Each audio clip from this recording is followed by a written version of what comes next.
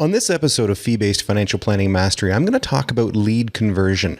There's a lot of small details that need to be addressed when you begin to learn direct response marketing. And if you don't catch them, you'll fall into the, oh, that stuff doesn't work category. And we don't want that to happen. Running a successful fee-based financial planning business is tough, and escaping the shackles of a commission-based financial planning practice is terrifying. When all you want to do is learn from those who know. Learn from financial planners who are there on the front lines doing it each and every day. What if you could just open their kimono and take a look inside to learn what works and what doesn't? Now there's a place where the secrets to running a fee-based financial planning business are revealed to those who believe. Fee-based financial planning mastery. Ease your mind.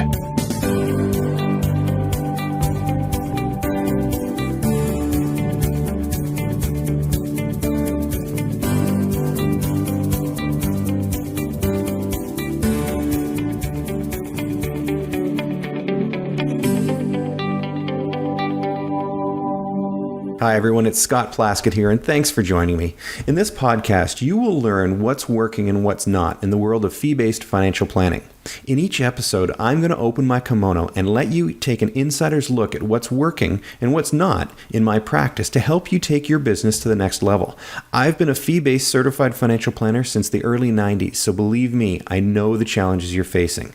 So get ready to learn not from a teacher, coach, or guru, but from a colleague who's on the front lines just like you. And I'd like to invite you to subscribe to my email internet newsletter to get the most up-to-date tips on how to build and grow your fee-based financial planning practice by going to feebasedfinancialplanningmastery.com. You know, every so often you get reminded of how important what it is that we do as financial planners is to the world at large. And I'm not sort of going on this about, to get into a band or my soapbox and start, I guess evangelizing about all this sort of stuff. But the thing is, it's really important, when you consider the fact that we are comprehensive in nature. We're taking a look at everything that affects clients from an wealth accumulation standpoint, but also on the risk side of things, on the negatives, the harsh realities of life. And every so often you get reminded of that. And I fortunately have had that reminded, have been reminded of that with a client who, for all intents and purposes, everything was going along great. And we had our review, went through our initial plan, we went through the risk assessment and risk analysis, and we really went over everything. We talked about, the life insurance needs and living benefits and wills and powers of attorney and all that sort of stuff. And one of the things that you've got to understand how important it is to make sure that we follow up. We follow up with our clients to make sure that they're getting those things done, because they're so easy to be put on the back burner. And unfortunately, we have a client who everything was going great, life was wonderful, and then all of a sudden a diagnosis hit and went in for some surgery, and now things are not going very well at all. The reality is all of the recommendations that we had provided to him, he didn't follow through with. And he basically said, you know what, I'm going to defer that. I'm going to deal with that a little bit later. I've got some business issues. I've got some personal issues that I'm dealing with. And so it's just not the right time now to be doing that. And, you don't want to come across as being pushy. You don't want to come across as being that salesman, when it comes to some of those aspects. But you know what? We have to take a step back for a minute, and we have to recognize that what it is that we do is important. And we do need to find ways of properly motivating clients to do the right thing, help protect them against themselves. And, in this case, the client, is fairly wealthy. And so there's really not a huge concern about his family being able to carry on. And because he does have, adult children and whatnot. But all I know is that it could have been better. I do recognize that if he had just followed through and had really recognized the value in what it is that we were proposing, even though there was a perceived cost to it, there was, the cost of setting up living benefits plans and the cost of redoing your will and the cost of all this sort of stuff. Even though there's a cost there, that cost is nothing compared to the loss or the amount that people are going to have to forego. And things could have been and could be so much better. So it's a reminder. It's a harsh reminder about what it is that we do is important. It's more than just marketing, although that's important. It's more than building our business. We work with our clients. We have relationships with our clients. And we really, really do. What we do is so vitally important. And unfortunately, this industry has been built upon a sales mentality. And so people oftentimes will look at the financial community as a group of salespeople. And they always feel like they're being sold something. So when you bring up the topic of living benefits, when you bring up the topic of life insurance, when you bring up those topics, you do have to come across, and you do have to do it in such a way where they're recognizing the value in what it is that you're bringing up. They're recognizing the true importance of what it is you're bringing up to them. And so it's our job to make sure that they recognize how important things like that is. So, I'm just basically passing my information out to you. It's a good reminder as a result of that, harsh reminder. Now, it just seems that the meetings I'm having with review meetings I'm having with clients, and the meetings I'm having with new clients, those meetings are, I don't know how to put it. They're better meetings because I'm now coming from a place of wisdom. I'm now coming from a better place of experience. Fortunately, I haven't had to go through a lot of experiences, even though I've been doing this business for 19 years now. Unfortunately, or fortunately, I haven't had to go through a lot of those harsh realities. We haven't had many clients die. We haven't had many clients go through injuries or illnesses or sicknesses or anything like that. So I feel fortunate for that. But I also, when you don't learn until you're actually put to the test and you actually go through the realities of it. So it's something that I'm just feeling I just want to pass on to everybody else and everybody who's listening to this, and just say to them, listen, it's important that you absolutely follow your process, that you absolutely go through all of the risk assessments, even if the clients decline. It's important that you go through and you make those notes and you make those recommendations known, and you go through and you really take it to an exhaustive level. You go through and make sure that everything that has been addressed, even if the client says no. My rule of thumb is, listen, I want to make sure, and I say this to clients all the time, I want to make sure that they have the right to say no to something. I'd rather us go through everything and have them say no to everything than have them say, oh, I wish you told me about that. That would have been really helpful. So it's important to understand from your own personal protection, from a compliance standpoint, if you are promoting comprehensive financial planning, you do need to make sure you go through all that. The reality is you can't help everybody, but you sure can make sure that everybody you come into contact with and everybody you work with goes through a full analysis on all of their affairs, whether it be good things, the wealth accumulation, but also on the risk management side, that you do go through a full overview, making sure that their wills are up to date, making sure their powers of attorney are up to date, because when the rubber meets the road and they get to the point where suddenly those documents need to be brought into play, if they're not in check, then it's very difficult to move forward. So just make sure it's just a reminder, from some personal experiences that we've been having. It's just a reminder that says what it is that we're doing is important. So make sure that you follow your own process, and don't let a client take you off of that. If you don't feel comfortable bringing it up with a client, ask yourself why you're working with that client, and make sure that you do bring it up, even if they perceive it as being salesy. Do your best to make sure that it isn't. Following our process that we go through, that make sure that they do go through everything. It gives them the right to say no. So take that for what it's worth. Other than that, we've been having a fantastic series of initial review meetings. We're just going into some mid-year review meetings with our clients. We've gone through, done a lot of technology updates on our end, which we'll be talking about in future episodes. The whole recent topics that we've been talking about, the marketing and stuff, that's been actually reinvigorating, or invigorating, because now it's reinvigorated me to go in and really, really take a closer look at our marketing and some things that I'll be talking about today that we did that really, they're easy things to do. You just need to put the plan in place to do them. So that's a good segue into the feature segment. So let's go to that now. And now for our feature segment. Now, this is where the fun begins. In going through and preparing for today's episode, I don't know what happened, but I got really excited about it. So I'm really, really happy to be going through all of the topics all of what we're going to go through today. And what we're going to go through today is we're going to talk about the most important part of marketing for a fee-based financial planning firm. And the most important part is the whole lead conversion process. You see, with marketing, the purpose of marketing is really to get people to raise their hand and let you know that they're interested in what you have to offer. Now, it's easy to get people to raise their hand. I mean, you'll find when you start following a direct response marketing approach, you just follow the steps and suddenly people will raise their hand and say, hey, I'm interested. Now, the problem with that is that as a maybe a rookie marketer or whatnot, you might say to yourself, well, listen, I've got all these people that are interested. Why is it that they're not calling me and booking an appointment or getting together with me, or, what gives? Well, the big trap that people fall into when it comes to marketing is that they feel that if they've been successful in getting someone to raise their hand, they should be able to convert that person to a client. Well, raising your hand, remember, all it does is it says that you're interested in the offer. So if you've got people who are raising their hand to the offers that you're putting in place, all they're saying is, hey, I'm interested in what you have to offer. But you now need to take it to the next level, which is nurturing your leads.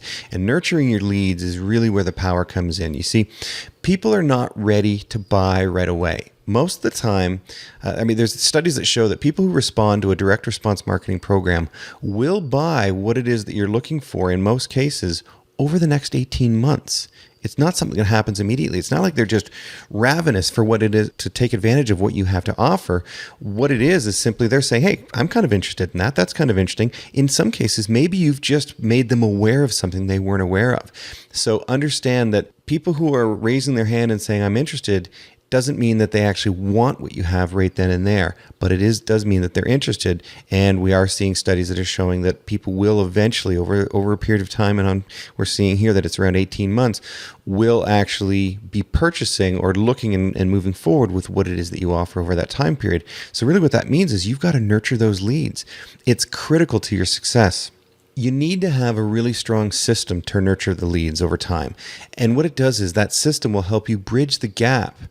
It really encourages them to meet with you so that they'll be able to, or it allows you to then present your great offer. Okay. So think of it like this. Okay. You go back and you think about when you met your spouse. Well, when you first met your spouse, you didn't expect to marry them the day you met them. You didn't expect to go home with them the day you met them.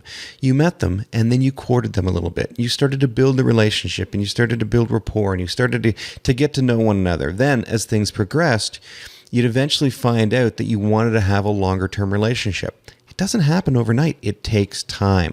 So you need a system in place to nurture those leads.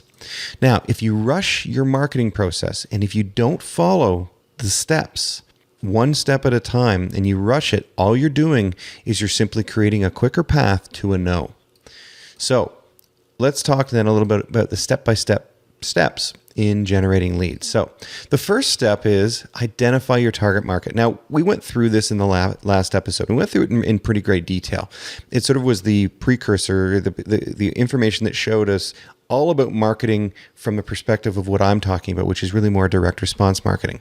So in the first step is when you're putting together a campaign, you identify who your target market is. What's the niche you want to go after? And the great thing about this is that you only have to niche the campaign, not your entire business. And this is something that dogged me for years. It's important because, for years, I was always told that I needed to niche my business. All the marketing people and the business coaches and everybody who was sort of focusing on our industry, they always came back and said, well, you have to niche. You have to become a niche business. You have to niche your clients and just work with a certain type of client. And I got all stressed about this. I got all stressed because what I did was so useful to so many people. I just found it difficult to niche it down. And so, I do appreciate the importance of it because it allows you to speak to a specific market in a more compelling way.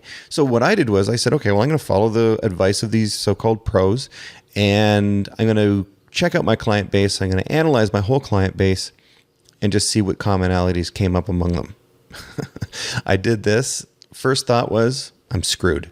I've got no commonalities. I really didn't have anything rising to the top that said, okay, you tend to work with this type of clientele. Nothing was really coming to the top. I had clients who were retiring. I had clients who were starting. I had clients in the middle. I had business. You name it, I had a bit of everybody. So I got stressed about it. I thought I was screwed. So I thought I'd never be able to take my business to the next level. I didn't have a niche. Then I discovered that I could niche my marketing campaigns without sacrificing the general nature of my business. Now, this is a developing concept because obviously, if you can just say, look, I focus strictly on dentists or I focus strictly on chiropractors or whatever, then you can truly build a business that is so focused on that niche. There's a lot of value to that. I just wasn't able to find it. So I needed to find a better way. So what I've done is now we're finding that we can niche our marketing campaigns, and we really focus that niche. And so we can speak to the prospective clients in their language based on that niche. And that really becomes much more compelling to them. That really does allow us to drive more leads and to attract more people to the information that we're putting together. So the first step is identify your target market. Now, the second step is to compel the prospects to call you. This is in part of the marketing where you are solely focused on them to get them to raise their hand and identify themselves as a prospect for what it is that you have to offer. So this is where you're saying, look, I'm going to go into an auditorium, I'm going to say something, I'm going to put something up on the screen, I'm going to do whatever, and I'm going to then try and get the names and addresses of the people who raise their hand that want that information. Or you take a flyer and you put a piece of content together, you send out that flyer to a targeted area, and you identify all the people in that area that are interested in what it is that you have to offer. This is where you narrow your list to leads of people who are potentially your clients, picking people out of a crowd who are interested in what it is that you're offering. But you must remember that compelling a prospect to call you is the entire goal of this step, but not the goal of the marketing campaign. The goal of the marketing campaign is to whittle it down to people who are perfect for work that you want to work with. But in this step, compelling prospects to call you, it's just the step of saying, who's interested in what I've got? Give me that narrower list. And so, don't try and do too much, because the next step then is where you then start to educate and motivate the prospects to meet with you. Okay, so take a step back. Now you've identified your market. You've compelled them to give you a call. They've raised their hands, say, hey, I'm interested in what you've got. Now you need to educate them. You need to sort of motivate them to ultimately get together with you. But really what you're doing is as well, you got to remember, is you're motivating the people who are truly not ideal for you to meet with to go out of the system, to simply move on, to go somewhere else and narrow it down to the people that are ideal. So the educating and motivating part is where the rubber meets the road. This is where the relationship building comes in. Remember this, prospects respond to your direct response campaign because they were interested in what it is that you're offering, not because they wanted to hire you initially. Understand that it is all about when they are ready. Not everybody's ready to move forward with what it is that you want to do right then and there. They responded to your ad or marketing because they were ready to gather further information, but not to move forward with your services just yet. You need then put in place a system that will nurture these leads, build rapport, and eventually motivate them to call you when they're ready.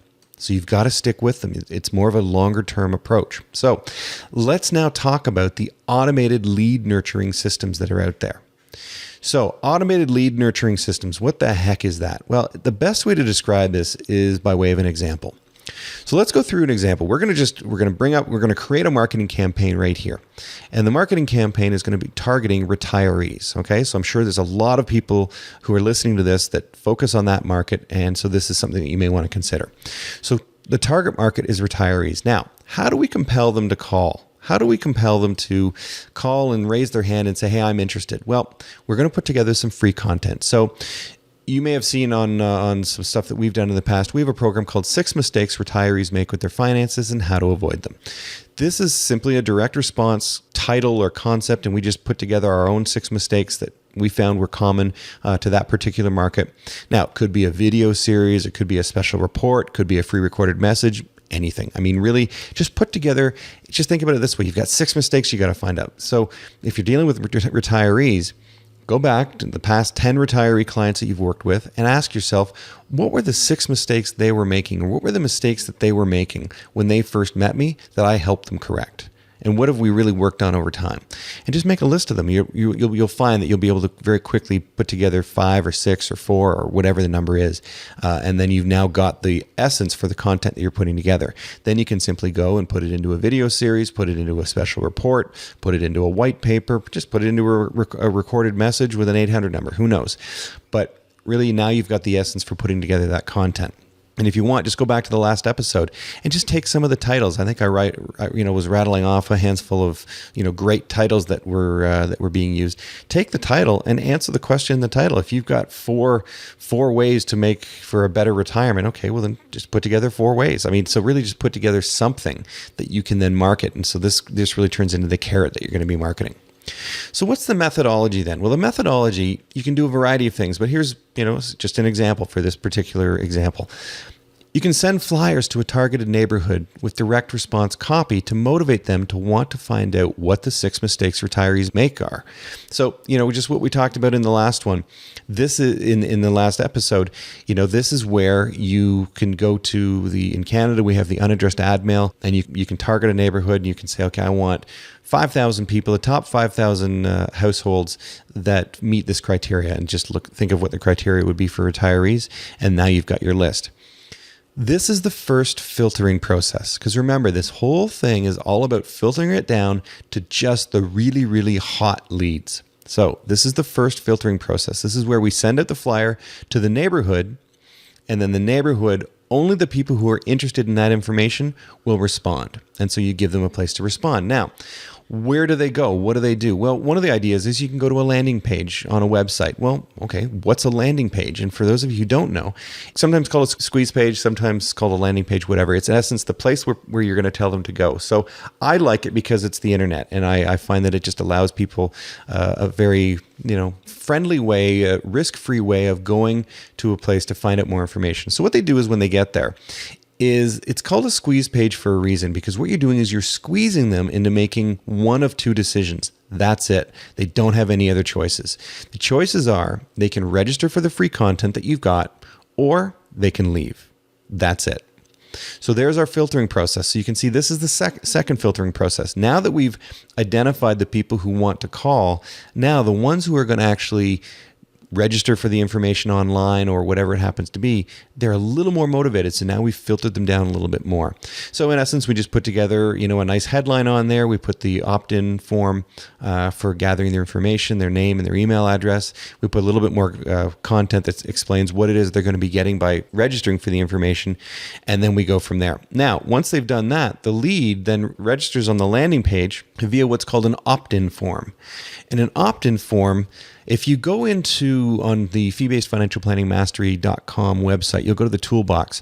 And on our website, there's a direct link there to the company we recommend you use for the opt-in forms. It's the company that we use for all of our email autoresponders, and they're fantastic. The reason why they're so fantastic is because they're easy to use, it's easy to set up, and their tech support is great. So what this does is it gives you what's called a double opt-in. Now, a double opt-in, it's pretty straightforward. So let me just explain what it is. When you go to a website, even if you go to our website, you go to the fee-based financial planning mastery.com and you get to the website, you'll see a registration page there and you'll register. Well, what happens is when you register, it says, okay, thanks for registering. Now, to confirm your registration, we've sent a confirmation email to your inbox.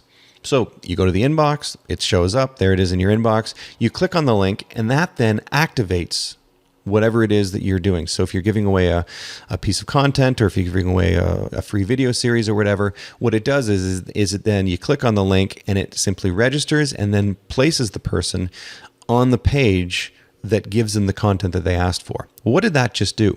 Well, what that did was now it gets rid of the risk of anybody saying, well, I want the content, but I don't want this guy to know who I am. So I'm just going to put a dummy or a crap email address. I'm just going to put something that just makes it gibberish. And hopefully I'll just do that. So you put gibberish in. Well, guess what? You don't get the content because it was gibberish. We want to make sure that the email that you've provided us with is good, is real. So what have we done? We've created a third filtering process. So the third filtering process is just simply saying, I'm going to make it a little bit more challenging that you have to put in real information. You need to have an active email address. Well, that's important. So it will definitely lower your response because some people will go, they'll try to put in a crappy email address and they would then just, they won't get the information and they'll go, forget it, it's not worth it. And that's fine. And you'll be able to tell if somebody's done that because the program does tell you a lot of that information. But what it did was it now says, okay, you know what? That was just a tire kicker. They're not really, really interested. So it's kind of a filtering process that said anybody who then does register, now these people have made it through 3 stages of filtering. They're pretty interested. So they now get onto the free content. So they receive the free content that's requested, and now the nurturing begins. Because what we do is we now, because we've confirmed that we do have a real live quality email address, and that prospect has actually agreed to us contacting them because they've confirmed, yes, this is registration. I want to register for the information you're providing us with. Now we have the right to then follow up with them. So what we do is we set up what's called automated follow-up emails, or an autoresponder series. And what we do there is we write a whole series of emails. So we write all of the email autoresponders as if you were writing to one client at a time. So you want the person who registered for the information to feel like you're communicating with them on a one-on-one basis or one-to-one basis. So when you're writing those emails, when you're writing the initial, maybe the first one where it says, hey, thanks for your registration, here's the information you requested. Well, they're going to understand that that's probably an automated process. But the next email after that, I want you to set it up so that it makes the person feel like that you took the time to follow up with them personally. So here's what you don't do. You don't set it up to have an instant response back, because there's no way, if they're signing up at 2:00 in the morning, there's no way that you're up at 2:00 in the morning and you're going to get that. So what I would do is I would say, 24 hours later, that's when you want to have your first one, the first one go out that feels like it's coming from you personally.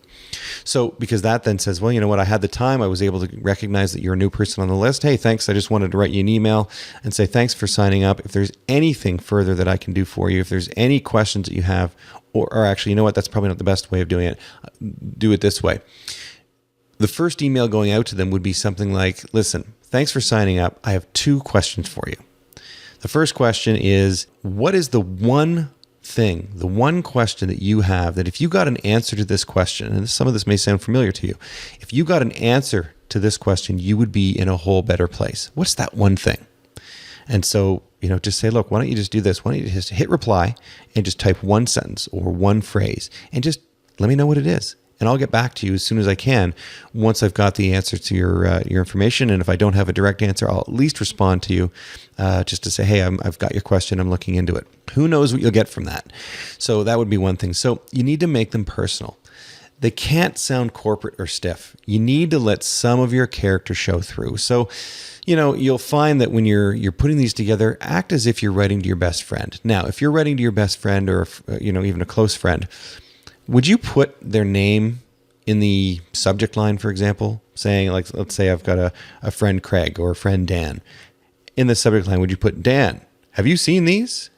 No, you wouldn't do that. Why would you write his name in there? So, that's a situation where, if you do that, it might be a little alarm saying, well, wait a minute, this is probably him not writing me. This is probably just an autoresponder. So you say, well, maybe the subject line is, hey, have you seen this before? And just leave it at that. And then go into the body copy and just write as if you're writing directly to one person. And then just obviously you're going to put have the fields put in for the first name and all that sort of stuff. But you want it to look like it goes through. You're doing a good job when people respond to those with personal comments, and they respond as if they're replying to a one-to-one email. That's when you know things are going very well. So they constantly deliver more and more great content focused on your niche. So the question then oftentimes is, well, what do I send out? What do I follow up with? Well, you know the niche that you're working on. You know the niche that you focused on. And if you're niching retirees in this case, well, what do retirees want to know? Yeah, they want to know stuff about retiring properly and whatnot. But you know what? They also have other interests. They also have another interest in certain health issues, health concerns, and how to make their health better. So you need to go in and start finding what are the hot buttons? What are the things that this particular market wants to know about? And start forwarding information that really is valuable information to that. You don't just want to be like a clipping service, but you do want to make sure that it does tie back to the fact that it does have something to do with proper retirement planning or proper financial planning for that particular market. So what would you do? Well, you could write stuff in your blog. So if you've got good content in your blog, you can say, hey, this was a piece that I wrote a while back. I think it might be something you might be interested in. Thought I'd pass it on to you. Here's what I was thinking when I, was writing this. Here's what motivated me to write this. And just link back to that blog. The content you find online. So if you've got a series where you've got, a Google Reader account set up where you're constantly pulling in information, I would create a folder of information on various blogs that are focused on your target market, and have those blogs feed into your Google Reader account so you can just constantly every day find more and more good information. Once you find some pretty cool stuff, then you can build it into an autoresponder, and you can start sending out further information that goes into, more and more depth as to show that you really do care, not only about just the money, but also about the lifestyle and what it means to what that particular market's going through. Insider tips and tricks, you can talk about that. Don't be afraid to send out other people's content, because you get a lot of credibility from being the one who found the content and decided to send it out. So if you've come across a great journalist that you really like, and you've got some good articles that are in, some really respectable newspapers, by all means, send that information out. The people will start to reply back to you saying, hey, thanks for that content. It was really great. And I think it's, thanks for sending it out. So, definitely you can start building a rapport that way. If there's any new tax changes, put something into plain English, dumb it down and really say, look, here's the essence. Here's the plain English version of what you've been hearing on the radio, what you've been reading in the news and seeing on the television. So how do you keep this content rolling? Well, what I do is, because you've got to remember that as you build it, it becomes bigger and bigger, and people will join your list at different times. And that's what's so great about these autoresponder series, is that they can join the list at any time and they'll get the exact same experience every single time. Because you don't just send out broadcast emails, you send out automated emails that are basically triggered from a time delay. So, for example, a person might register on day one, then they get an instant response immediately that says, here's the information you asked for. Then 12 hours later or 24 hours later, they get their first piece of content, which is something further from you, just adding some more credibility or something like that.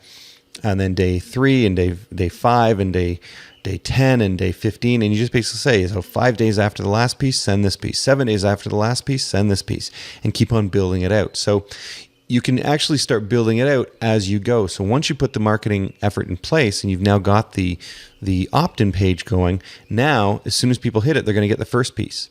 And maybe you haven't got a second piece. Maybe you've got the first piece, but you haven't got one yet. Well, maybe it takes 3 or 4 days to get that. So as soon as you write it and you say, okay, send this piece out 4 days after the first, then it will go in and say, okay, who's received the first one? How many days have gone by? If more than 4 days have gone by, then send this piece out to them. And then it puts all them together. So you can see that it does handle things quite well. And you can just build things as you go. You don't have to build it all at once. You can build it as you go. So, a new pieces of content, I would recommend that you send it out on an automated basis. Initially you want to sort of get the information out that they asked for, but then you don't want to be seen like you're a pest. You just want to be seen that whenever they get your email, you want to make sure that they're looking forward to it because they know it's going to be of value. But don't send out too much, okay? You don't want to be seen as spamming, because as soon as you get seen as that, they're going to unsubscribe to the list. So I would say no more than 5 days or no earlier than 5 days between each piece, but you can even go as far as 7 days. Depending on some things, you can play with other renditions for other pieces of content. But in general, for quality content that you're sending out, you want to set it up so that it's about 5 to 7 days apart. Once you've written it, then you can write it and forget about it. But one thing you got to keep in mind is you need to make sure the content is evergreen. You don't want to be writing about how you're having to cut the grass all the time, and then somebody's getting this in the middle of winter. You don't want to be writing about how a heat wave just came through and they're getting it in the middle of winter. You don't want to be writing about how you were just snowed in because of a massive snowstorm that came through and they're getting it in the middle of July in the summertime. So, you got to make sure that the content is evergreen. So evergreen simply means make sure it can be sent out at any time and it always makes sense. So it's a good rule of thumb to follow is to make all of the content evergreen. That way you don't look like a fool, because then when they do catch on that it is an autoresponder, at least they'll recognize, well, it's at least good content, and that's great. Great content is everywhere. So find it and promote it. There's nothing wrong with sending out other people's information, because when you are seen, you don't have to create everything. You can just find great quality information and send it out, and they're going to thank you for that. Oftentimes, I'll come across an article that somebody's given me and I thank them for it. Well, I know they didn't write the article, but they were the one that thought of me, and that gave them a lot of credibility. So it goes a long way to put that together. Now, the other thing, you don't want to forget your call to action, because remember, we're nurturing leads now. We're setting things up that we're going to keep the relationship going over time. Because remember, we've got at least 18 months, we've got to continue following up with these people. So you need to make sure that along the way, you're putting in place what's called a call to action. And a call to action is just simply, a PS at the end of the email, describing how the great strategy that you put together for a particular client worked so well. And so, if they're interested in finding out more about that, then they can call you. Tell stories about how you help some of your clients. If you don't tell them what to do to contact you, they won't contact you. So here's an example of this. Picture this. If you came over, and this is an example that was that has been used by a guy by the name of Dean Jackson. He's a great marketing guy, and he talks about this in some of his content. And he says, if you came over to a friend's house, or let's say you met me for the first time, and you were coming over, and we were just getting together, and I said, hey, have a seat, make yourself comfortable. Listen, anything you want in the fridge, it's yours. Help yourself. It's all available to you. Just help yourself whenever you want. Drinks, food, whatever. Now ask yourself, would you help yourself? No, you probably wouldn't. You just don't feel comfortable. Well, that to me is a very weak way. It's basically, I think people do this because they're afraid of the rejection. They're afraid of somebody saying no. So they say, well, I'm offering everything. I don't know why they're not taking me up on this. Think about it. If you then came back in, let's change the scenario. You come back in, bring the person in, they sit down, you go into the kitchen, you come back out with a plate of freshly baked cookies. You stand in front of them and you say, I just baked these. Have a freshly baked cookie. What are they going to do? They're going to reach forward and they're going to have a cookie. If you come out with a tray of drinks and you say, here, have a drink, they're going to take a drink. Why? Why would they take it there when you told them before, just go and get whatever you want? Well, the bottom line is people need to be told what to do. So if you want them to take action, you have to tell them how to take action. You need to be very clear on how they take action. You need to say, call me at this phone number. Speak to my assistant, whoever they are. This is what you want to ask them. Tell them you're calling about a free introductory appointment. Tell them exactly what to do. Tell them it's a no obligation appointment. Tell them that if they're interested, just simply call this number and we'll get together and we'll speak further on it. This is why you're doing it, because these calls to action, eventually they're going to get enough content, they're going to have enough interest in what it is that you're doing and are offering, that when they're ready to move forward with it, they're going to follow one of those calls to action. If they're not ready, they're probably not even going to be reading the call to action, because they're going to be reading it and go, okay, they basically just want to get together. I'm not ready now, so I'm not going to bother reading it. But one day they're going to sit down, something's going to happen. Some life event is going to take place, and they're going to say, oh, we need to speak to this person. We need to call somebody. We need to get some help. Your email is going to come in, and there's going to be a call to action there. Guess what? They're going to call you. That's what it is. That's what it means to have a proper nurturing program set up so that you can automate that whole nurturing process. You don't want to be writing out an email to every single lead that comes in. You want to automate this process. Well, the great thing is, as you build it, you only have to build it once. Maybe once a week or once every other week, you keep on adding more and more content. Well, how difficult is that? If you build it into your regular daily routine or your weekly routine to find a piece of content, how difficult is that to find a good piece of content to send out? Maybe the content comes from your own website. Maybe it comes from something you found. Bottom line is they're getting it from you. And if they consistently see you helping them along the way, when it comes time for them to work with somebody, they're going to call you. Now, this was a pretty cool idea that I just came across. I actually just tried it simply before I was preparing for today's episode. I actually tried this idea. I had never used it before. I tried it. So basically, elapsed time right now from recognizing the idea, writing about it, and putting some notes down in this particular episode, and then activating the idea, the elapsed time has probably been 5 or 6 hours. So, what's the idea? Well, what it is, it's an amazing 9-word email that revives dead leads, okay? And this 9-word email, this was an idea that was given to me directly from Dean Jackson.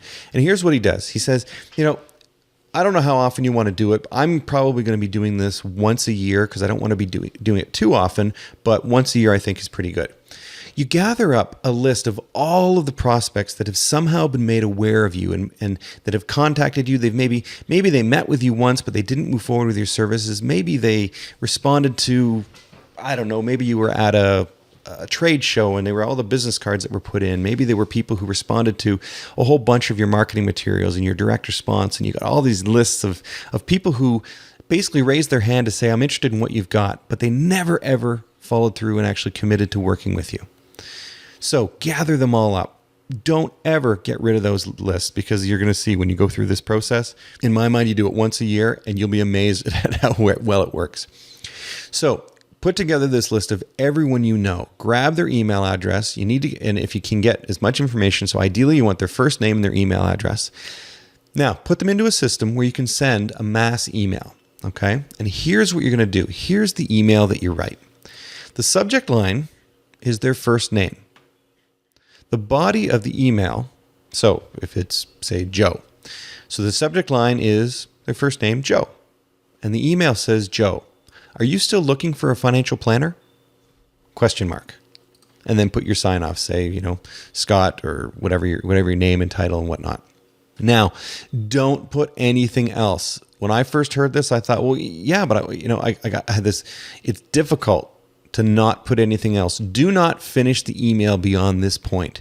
This is critical. The most important thing you can do is not finish this email. You're going to want to say things like, are you still looking for a financial planner? Because if you are, then, we can get together. Or because I've got some great information, you may want to, whatever, do not finish the email. It's uncomfortable to send out an email that's not completed. Well, guess what? The same goes for the people who you're sending it to. They will want to know why you sent it.